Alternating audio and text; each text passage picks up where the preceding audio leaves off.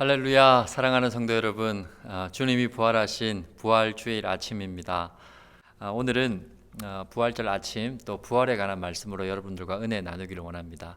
여러분 요즘에 뉴스에서 듣는 소식들이 좋은 소식들이 많은가요? 안 좋은 소식들이 많습니까? 다시 말씀드려, 굿 뉴스가 여러분들 귀에 많이 들립니까? 아니면 배드 뉴스가 많이 들립니까? 백신이 많이 보급되어 사람들에게 이렇게 접종되면서 코로나 확진자 수와 사망자 수가 현저히 줄어들어 간다는 얘기는 참 기쁘고 좋은 소식이죠. 또 반면에 또 변이 바이러스로 인해서 불안감이 이렇게 깃드는 것도 사실입니다. 세상에 그런 좋은 소식들과 또 안 좋은 소식들 우리가 늘 접하며 살아가는데 어떤 게 정말 좋은 소식일까요? 아마 병든 자에게 치료할 수 있는 방법이 생겼다라는 것은 정말 좋은 소식일 겁니다. 가난한 자에게 돈을 많이 벌 수 있는 기회가 주어졌다는 것도 정말 좋은 소식이겠죠. 헤어날 방법이 없는 그런 사람에게 거기서 건짐을 받을 수 있는 방법이 생겼다라는 것, 좋은 소식일 것입니다. 그렇지만 가장 기쁘고 좋은 소식은 영원히 죽음 가운데서 죄의 형벌로 말미암아 죽음 가운데 있었던 이 인생들이 예수 그리스도로 말미암아 영원한 생명을 얻는다는 것. 우리 주님이 부활하심으로 말미암아 우리에게 그 부활이 동일하게 예비되어 있다는 사실, 그것만큼 기쁜 소식이 없겠죠. 그래서 이 예수님의 죽으심과 예수님의 부활, 이것이 가장 기쁜 소식, 굿뉴스, 복음입니다. 성경이 말하고 있는 복음은 바로 그거예요.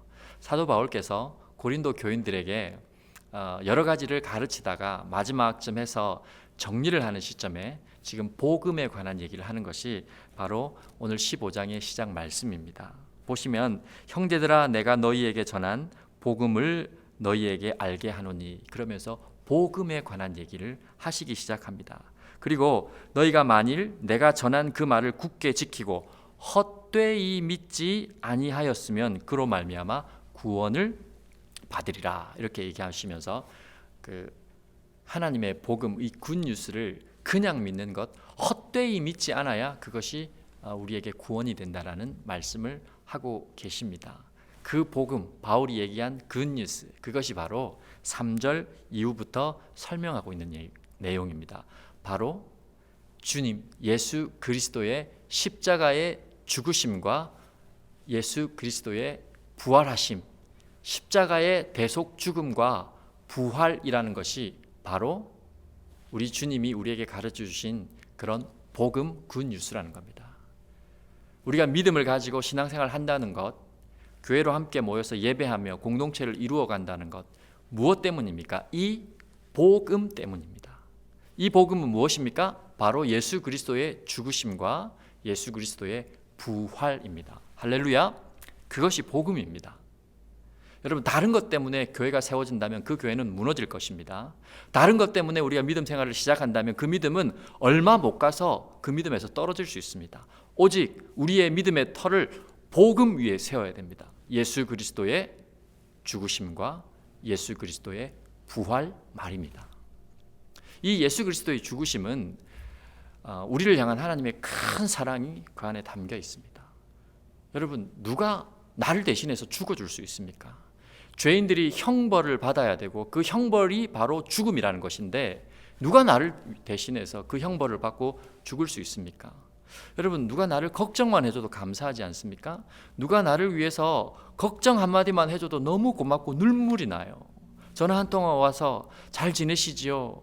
어떻게 사시는지요? 하고 안부만 물어주고 걱정해주고 뭔가를 나를 위해서 해준다고만 해도 너무 감사하고 눈물이 나잖아요.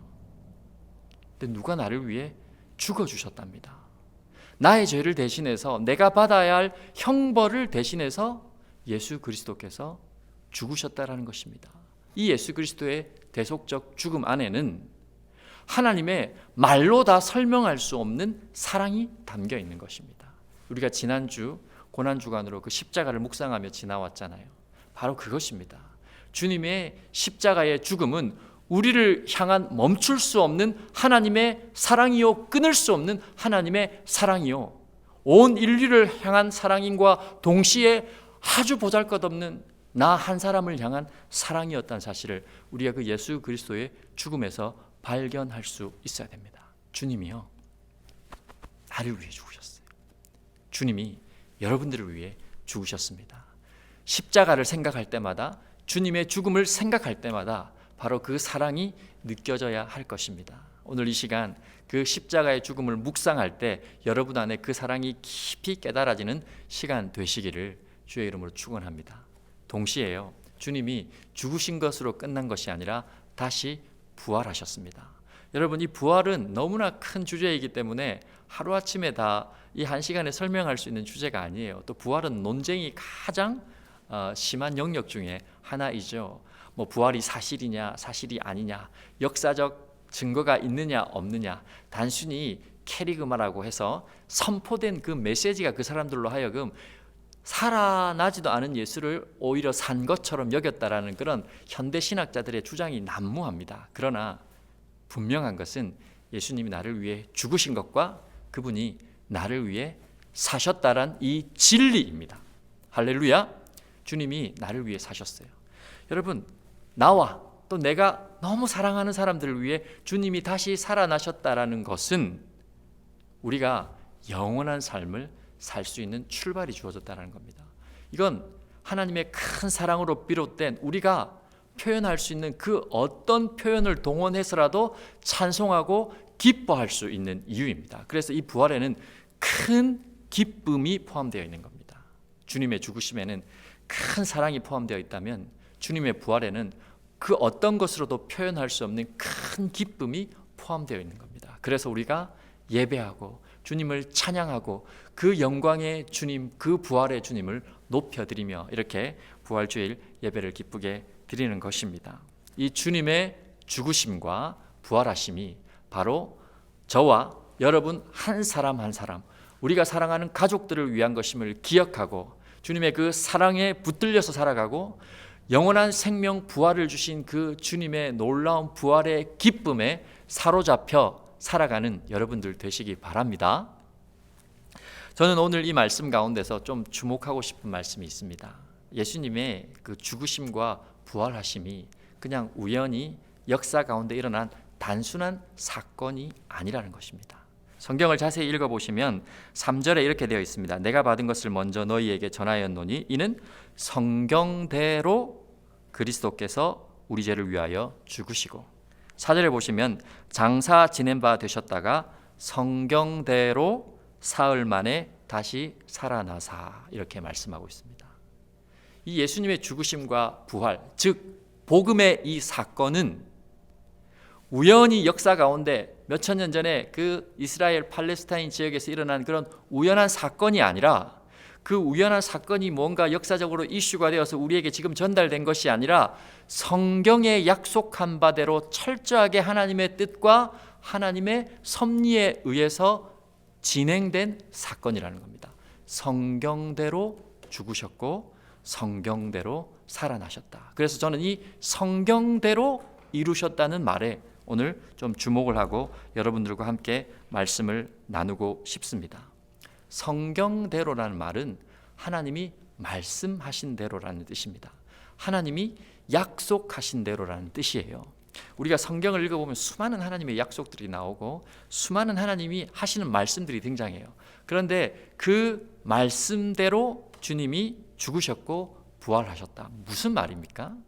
주님이 어느 시점에 내가 죽어야겠구나, 어느 시점에 내가 다시 살아야겠구나 해서 이 예수님의 죽으심과 부활의 사건이 일어난 것이 아니라 이미 성경에 오래전부터, 아니 성경이 시작될 때부터 예수님의 죽으심과 부활은 이미 예견되어 있었고 하나님께서 인류를 향하여, 우리를 향하여, 나와 여러분들을 향하여, 저와 여러분들을 향하여 하나님이 출발시키신 놀라운 계획이라는 것입니다.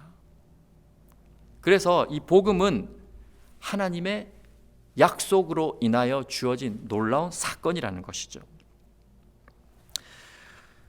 다 찾아볼 수는 없겠지만 제가 대표적으로 창세기 3장 15절 말씀을 여러분들과 한번 좀 읽어보고 싶은데요. 여러분 창세기 3장 15절 말씀을 한번 펴서 같이 한번 읽어보도록 하겠습니다. 다 같이 한번 읽어볼까요? 시작. 내가 너로 여자와 원수가 되게 하고 내 후손도 여자의 후손과 원수가 되게 하리니 여자의 후손은 내 머리를 상하게 할 것이요 너는 그의 발꿈치를 상하게 할 것이니라. 이 말씀은 최초의 인간이 죄를 짓고 죄를 범하게 되고 하나님 앞에서 형벌을 받을 때 하나님 주신 약속의 말씀입니다. 여인의 후손과 뱀의 후손의 얘기죠. 이것은 많은 학자들이 원시복음, 최초의 복음이라고 얘기하고 있습니다. 제가 복음이 뭐라고 말씀드렸죠? 예수 그리스도의 죽으심과 예수 그리스도의 부활이라고 말씀드렸습니다. 그런데 그 부활이 어디에, 그 죽으심과 부활이 어디에 제일 먼저 기록되어 있다고요? 창세기 3장 15절. 성경이 출발하고 있는 수천 년 전에 하나님께서 이미 그 계획을 기록해 놓으시고, 원시복음이라고 말은 하지만 그 가운데 예수님의 죽으심과 부활이 고스란히 담겨 있어요. 거기 자세히 보시면 어떤 말씀이 나옵니까? 여인의 후손과 뱀의 후손이 대결을 한대요. 그런데 여인의 후손은 뱀의 후손의 머리를 상하게 하고 뱀의 후손은 여인의 후손의 발꿈치를 상하게 한대요. 이게 뭐냐면 끝없이 뱀의 후손, 사탄이죠. 악의 세력이죠. 그 악의 세력이 끝없이 이 복음의 역사가 흘러가지 못하도록 막고 결국은 여인의 후손으로 오신 예수 그리스도를 죽이겠다라는 그런 사인입니다. 그런데 예수님을 죽이겠다고 십자가에 못 박았던 것이죠. 그렇게 해서 여인의 후손을 끊어서 이 땅에 복음으로 말미암아 구원이 오지 못하도록 악한 사탄이 그 일을 진행하고 있었어요. 그런데 뱀의 후손에 대항해서 여인의 후손은 그 악의 뱀의 후손의 머리를 상하게 하심으로 완전한 치명타를 입히시고 승리하신다라는 얘기가 창세기 3장 15절의 얘기입니다. 여러분, 발꿈치를 상하게 하는 것은 철과상에 불과하잖아요. 이건 어떤 표현이냐면 예수님을 십자가에 못 박혀 죽이면 끝난다고 생각했어요. 그런데 예수님이 그 십자가의 죽음을 이기시고 부활하신 것입니다. 그로 말미암아 치명타를 입히지 못한 것이죠. 찰과상에 불과한 그런 상처밖에 못 입힌 겁니다. 뱀의 후손이 말이죠. 그런데 예수님은 부활하심으로 말미암아 뱀의 후손의 머리를 상하게 하시고 영원한 사망을 이기시고 우리 주님이 승리를 선포하시는 장면. 이게 성경이 예견한, 성경에 기록한 복음의 출발이에요. 예수님이 죽으시겠지만 다시 그 죽음을 이기시고 부활하시겠다라는 아주 오래전에 하나님의 복음의 약속이셨어요. 그런데 이 창세기 3장 15절의 말씀이 계속 확장되면서 예수 그리스도의 죽으심과 부활하심이 성경 구약 전체에 곳곳에 드러난다는 것입니다. 예수님의 오심과 예수님의 죽으심과 부활하심 모든 것이 다 드러나 있습니다. 우리가 지금 구약 성경을 이렇게 읽어가고 있잖아요. 여러분 읽어가시면 읽어가시는 중간중간에 그런 내용들을 보시게 될 거예요. 예수님이 어떻게 태어나십니까? 동정녀 마리아에게서 태어나잖아요. 그 처녀에게서 잉태한다는 말도 이사야 7장 14절에 처녀가 잉태하여 아들을 낳으리라 그 이름을 임마누엘이라 하리라 하면서 예수님의 나심을 예언하고 있어요. 예수님이 어디에서 태어나실지도 성경은 기록하고 있습니다. 미가서 5장에 보면 베들레헴에서 예수님이 탄생하시는 부분도 성경이 기록을 하고 있어요. 동시에 예수님의 고난과 죽으심, 우리가 지난주 묵상했던 그 예수님의 고난과 죽으심도 이사야서 53장 4절 5절에 예수님의 고난 당하심과 어떻게 채찍에 맞으시고 어떤 고난을 통해서 십자가에 죽으신다라는 것이 고스란히 성경에 기록되어 있습니다. 예수님은 그 예언대로 오셔서 그 예언을 하나하나 성경의 말씀을 응하게 하시려고 모든 것을 이루셔서 주님이 이 땅에 죽으시는 거죠. 동시에 예수님의 부활은 어디에 기록하고 있습니까? 다윗의 시편 16편에도 보면 내 영혼을 음부에 버리지 아니하시고 내 육신을 썩지 않게 하시겠다. 이게 전부 예수님의 부활에 관계되어 있는 예언적 메시지예요. 우리가 잘 아는 요나의 말씀도 요나가 물고기 뱃속에 3일 들어갔다가 나오잖아요. 그것도 요나의 표적이라고 해서 예수님께서 3일 만에 부활하실 것이라는 구약적 메시지 표현입니다. 동시에 조금 어려운 얘기지만 이스라엘의 절기를 연구해 보면 예수님이 그 절기를 따라서 어떻게 죽으시고 어떻게 부활하신다라는 그 상세함들이 우리는 이스라엘 절기를 지키지 않으니까 잘 모르는데 유대인들은 너무나 분명하게 알고 있어요. 그들이 그렇게 알고 있었음에도 불구하고 예수 그리스도를 십자가에 못 박고 예수 그리스도를 정죄했다라는 것은 정말 유대인들의 죄악이 엄청 그 당시로부터는 극에 달았다는 것을 상대적으로 보여주는 장면이기도 합니다. 예수님 자신께서도 이런 말씀을 하셨죠. 내가 이 성전을 허물고 3일 만에 다시 지으리라 하시면서 예수님의 그 죽으심과 부활에 대해서 의미적으로 설명을 해주셨어요. 예수님이 이 땅에 성전으로 오셨다고 그렇게 얘기를 하고 있거든요. 그 모든 것이 성경대로 응하게 하시려고 예수님께서 이 땅에 오셔서 그 성경대로 성경이 기록한 방법대로 죽으시고 성경이 기록한 방법대로 말씀하신 대로 부활하신 것, 이게 바로 예수님의 복음의 사건입니다. 왜 성경대로가 중요한가? 여러분, 왜 이것이 중요할 것 같습니까? 수천 년 후에 일어날 일을 어느 누가 알겠습니까? 그 어떤 사람이, 그 어떤 똑똑한 사람이라도, 그 어떤 시인이라도 앞으로 수천 년 후에 일어날 역사적 사건을 어떻게 알고 기록을 해 놓을 수 있습니까?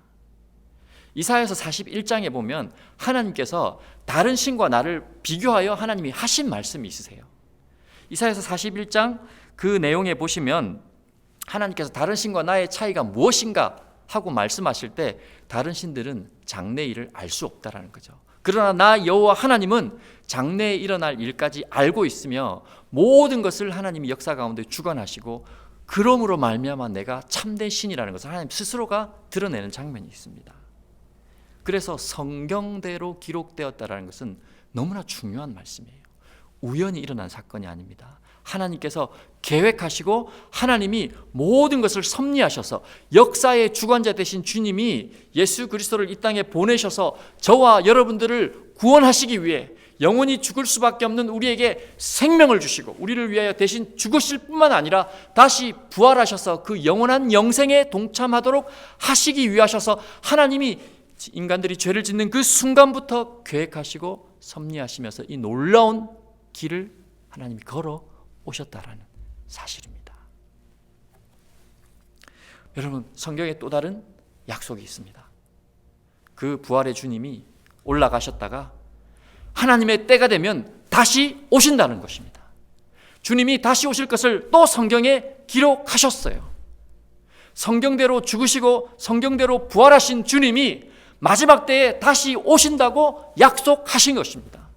그 때가 되면 그 주님을 믿는 자들은 그 부활의 주님을 찬양하며 그 주님과 함께 왕노릇하며 영원히 기뻐할 그 때가 온다라는 것입니다. 성경에 그렇게 기록하고 있기 때문입니다. 여러분, 그 부활의 주님을 기다리시며 믿음 생활을 말씀대로 믿고 말씀대로 살아가시는 여러분 되시기를 주의 이름으로 축원드립니다. 이 시간에 이 부활을 맞이해서 5절부터 보시면 이 부활의 주님이 성경대로 죽으시고 성경대로 살아나신 주님이 게바 베드로에게 보이시고 후에 12제자에게 보이시고 그 후에 500여 형제에게 나타나시고 모든 사도들에게 나타나시고 또 동시에 만삭되지 못한 사도 바울에게도 보이셨다, 이렇게 말씀하십니다. 부활의 주님이 각각의 사람들에게 나타나시고 보이셨다는 겁니다. 성경이 기록하고 있습니다. 바울은 어떤 사람이었습니까? 바로 예수님을 핍박했던 사람들이지 않습니까? 포행자, 악행자 중에 그런 악행자지 않습니까? 예수를 핍박하고 예수 믿는 사람을 잡아 죽이겠다는 그런 포악한 사도 바울에게도 예수님은, 부활의 주님은 나타나셔서 만나 주셨다는 겁니다. 바울이 이게 감격스러워서 지금 그렇게 얘기를 하는 것입니다. 9절에 보시면 나는 사도 중에 가장 작은 자라 나는 하나님의 교회를 박해하였으므로 사도라 칭함을 받기를 감당하지 못할 그런 자니라. 그런데도 불구하고 주님이 만삭되지 못한 자기와 같은 자를 만나 주셨다는 겁니다.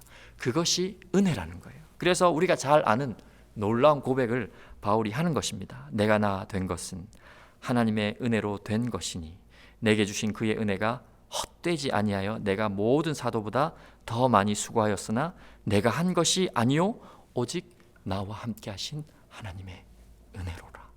여러분, 이게 은혜입니다. 부활의 주님이 자격 없는 우리를 찾아오시고 우리를 만나주시는 거예요. 그래서 그 부활의 주님을 만나셔야 돼요. 게바도 만났고, 베드로인 게바도 만났고, 500여 형제도 만났고, 모든 사도들이 만났고, 폭행자, 비방자, 죄인 중에 괴수라 불렸던 사도 바울까지도 그 부활의 주님을 만났기에 그 인생이 바뀌었던 것입니다. 여러분, 그 부활의 주님을 만나지 않으면 다시 오실 주님을 기다릴 수 없는 거예요. 조그만 핍박이 와도 우리의 신앙을 놓아버리고 헛되이 믿지 말고 구원을 받으라고 그랬는데 헛된 것만 쫓아다니다가 시간 낭비하고 구원에서 떨어지는 거예요. 부활의 주님을 만나셔야 돼요. 어떻게 부활의 주님을 만날 수 있습니까? 성경에 기록한 대로 부활하신 주님. 여러분, 성경을 열심히 탐구하시고 성경을 사모하십시오. 하나님께서 살아계신 하나님의 말씀을 우리를 만나 주실 것입니다. 그리고 말씀대로 여러분 살아내어 보십시오. 말씀대로 우리가 살아내고 그렇게 말씀 가지고 부단히 씨름할 때 부활의 주님이 내 곁에서 동행하시는 것입니다. 엠마오로 가는 두 제자가 예수님을 엠마오 길에서 만나요. 근데 처음에 예수님을 깨닫지 못하죠. 그런데 예수님께서 말씀을 밝히 가르치실 때 그들의 눈이 밝아져 예수 그리스도를 뵙게 되는 거예요. 그분이 주님이신 걸 알게 되는 거예요. 말씀을 깨닫고 말씀대로 진리대로 살고자 우리가 몸부림치며 살아갈 때에 그 부활의 주님이 내 곁에 계시다는 사실을 깨닫고 그분을 만날 수 있게 되는 것입니다. 제가 참 존경하는 목사님이 계신데요. 이 목사님의 장인어른도 목사님이신 것 같아요. 목회를 한평생 열심히 잘 하시고 은퇴를 하셨어요. 이분이 굉장히 강직한 분이고 아주 이렇게 올곧은 분이세요. 본인은 목회 은퇴를 해도 마음이 전혀 문제가 없을 거라고 생각을 했는데 은퇴하고 어느 순간부터 찾아온 이 우울한 마음들이 있었더래요. 나는 이제 아무 쓸모가 없구나. 나는 이제 퇴물이 되었구나. 내가 할 수 있는 것은 아무것도 없구나. 이런 생각을 하니까 마음 가운데 그 외로움을 비롯해서 온갖 감정들이 막 스며들면서 막 스스로가 이렇게 막 우울해지고 힘들어질 때 어느 날 새벽에 말씀을 읽고 기도하는 가운데 부활의 주님이 이 목사님을 찾아오신 거예요. 뭐 환상 중인지 정확하게 어떻게 설명할 수 없는 방법으로 주님이 찾아오셔서 그 코끝에 호흡을 불어넣어 주시면서 그렇게 말씀을 하시더래요. 평강 있으라. 하나님의 그 말씀 있지 않습니까? 부활의 주님이 두려워 떨고 있는 제자들에게 찾아와서 평강 있으라 하고 하시면서 자신의 성령을 불어넣어 주신, 자신의 호흡을 불어넣어 주시는 그 장면이 고스란히 이 목사님에게 그냥 현실처럼 일어난 거예요. 그런데 그 순간 이 목사님 안에 기쁨이 차고 넘치더랍니다.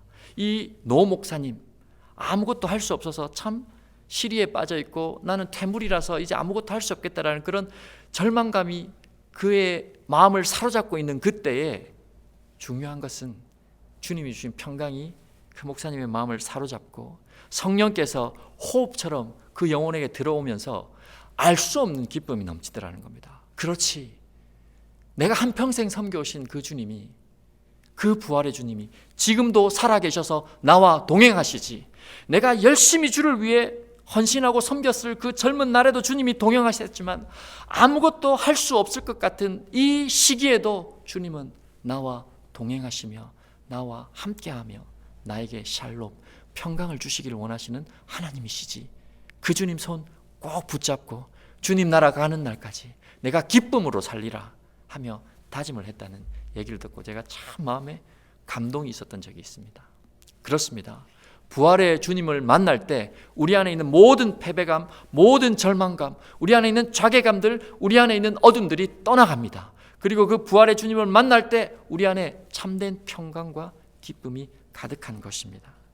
사랑하는 성도 여러분, 이 부활절 아침 부활의 주님, 성경대로 죽으시고 성경대로 살아나신 그 부활의 주님, 여러분 말씀 가운데 깊이 만나시고 기도 가운데 부활의 주님이 여러분을 찾아오셔서 여러분의 심령에 호흡을 불어넣어 주시며 사랑하는 아들아, 사랑하는 딸들아, 내가 살아있노라, 너에게 평강 주기를 원하노라 하며 여러분의 일상 가운데 부활의 주님을 만나는 복이 있으시기를 주의 이름으로 축원드리고 동시에 그 주님이 성경에 기록한 대로 다시 오실 것이라는 그 사실을 기억하고 다시 오실 주님을 기다리며 살아가시는 복된 날들이 되시기를 주의 이름으로 축원드립니다. 이 시간 우리 자리에서 다 같이 일어나서 한번 기도하십시다. 부활의 주님, 그 주님을 살아계신 인격으로 만나기를 원합니다. 성경을 읽을 때 말씀의 뜻을 따라 살아갈 때 우리의 일상 가운데 주님을 놓치지 않고 부활의 주님을 만나는 인생 되게 하여 주시고, 동시에 성경에 기록한 대로 다시 오실 주님을 기다리는 인생 되게 하여 주시옵소서. 아무렇게나 이 땅이 전부인 것처럼 사는 것이 아니라 다시 오실 주님, 그날의 주님을 심판주가 아닌 구원주로 만날 날을 기대하면서 주님 앞에 그 주님을 기다리는 인생 되게 하여 주십시오. 우리 그렇게 이 시간 다 같이 기도하며 주님 앞에 나아가십시다. 기도하시겠습니다.